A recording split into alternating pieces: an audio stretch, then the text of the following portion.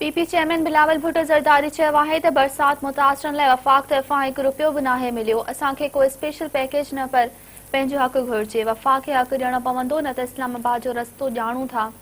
सिंध जो अवाम ॿुॾी रहियो आहे, हीअं चवनि था त ₹300 बि न ॾींदासीं। टिंडोबागो में कारकुननि खे ख़िताब कंदे पीपी चेयरमैन बलावल भुट्टो ज़रदारी चयो त ॿोॾि सबबि सिंध जे अक्सर ज़िलनि में फसल तबाह थी विया आहिनि। ज़रूरी एमरजेंसी जो ऐलान कयो वञे। हुन चयो त वफ़ाक़ एनएफसी मां सिंध जा ₹200 अरब खाए वियो आहे। एॾी रक़म मिली त घणो कुझु करे सघिजे थो।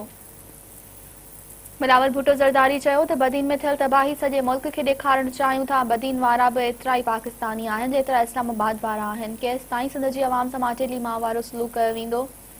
बलावल चयो त सिलेक्टेड हुक्मरान अवाम जे हक़नि ते धाड़ो हयो आहे। मदद त परे जी ॻाल्हि, पर वज़ीर आज़म जो सिंध जे बरसात मुतासिरनि जे हवाले सां बयान बि साम्हूं नाहे आयो।